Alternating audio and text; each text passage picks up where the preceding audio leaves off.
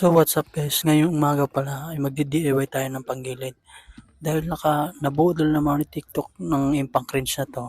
Sobrang nakakatulong siya sa akin dahil dati yung white tool lang gamit ko is nahihirapan akong gumamit mag-isa kaya tumatawag pa ako ng katulong. So ayun, bubuksan na natin yung crankcase cover natin. So, pagtingin ko sobrang dumi na nga kaya kailangan ng linisan.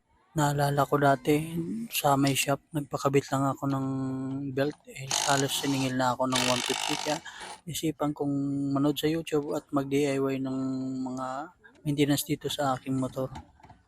Hindi naman siya mahirap, gagastos ka lang talaga ng pambili mo ng tools, pero syempre sarili mo tong motor, kailangan mo i-invest yung sarili mong tools para kahit sa simpleng abarya lang is magagawa mo yung gagawin mo dito sa motor.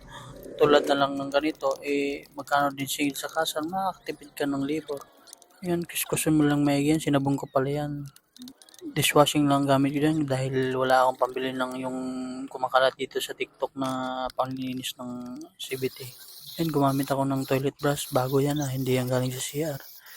Yan, sinuksok ko lang dun sa may extension ng impact rinse, tapos yun, kuskus ulit ng brush. Ayan, tignan naman gaano kalinis yan. Siyempre, pag sarili mo, linis maigi.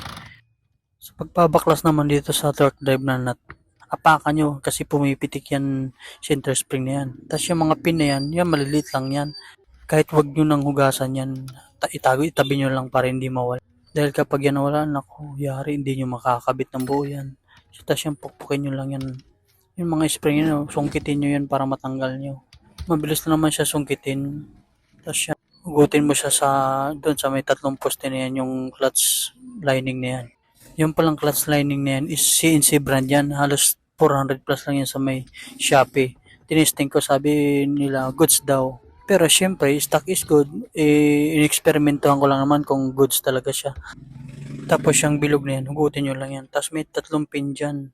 Hugutin nyo, malilit lang, ingatan nyo rin yan. Kasi mahirap pag nawala yan, mga pin na yan. Tapos yan, male and female, hiwalay nyo lang siya.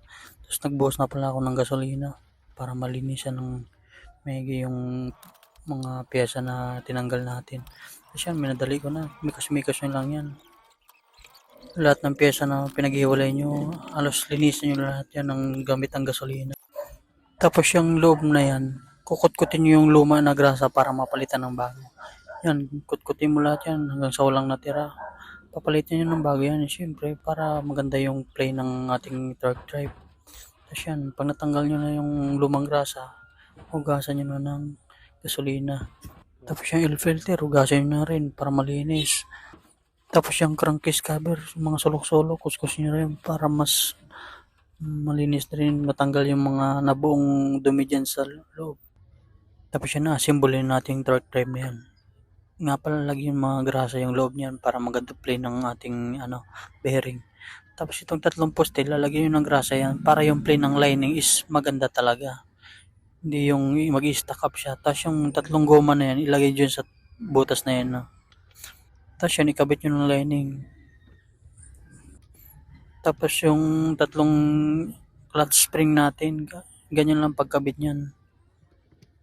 Basic lang yun sa inyo pag DIY kayo. Sa una lang mahirap yan. Tapos yan, ilagay nyo lang takip na yan. Pukpukin nyo para yung 3 clip na maliit, ilagay nyo ng maayos, mailapat nyo. Tapos yan, na-assemble natin yung male and female torque drive. Tapos yan, yung may pin na 3 na yan, ilagay nyo yan, huwag nyo kakalimutan. Tapos lalagyan nyo rin ng grasa, yung 3 butas na yan. Tapos yan, ibalik mo na yung takip na yun. Tapos yung center spring, kabit nyo. Tapos yung inassemble nyo kanina na lining, yung nut. Yan, ihutin nyo muna para hindi masira nung impact rinse natin. Tapos pag naikot nyo, nahigpitan nyo na onti, saka nyo gamitan ng impact rinse. Yan, kung gusto nyo mag-order ng impact rinse natin, ilalagay ko lang sa yellow basket. Ayan, yung bola, kung nakita ko nga pala may tama na. Pero pwede pa yung tiyagaan. Tapos yung belt natin medyo may tama na rin. Pero kasi antipolo to divisory lang kasi ako na biyahe, pwede pa yung tiyagaan yan pag wala ka pang budget. Kasi yan, babalik na natin yung mga nut na yan. higpitan nyo lang maigi para hindi kayo makalasan mabere sa biyahe. Salamat sa panonood.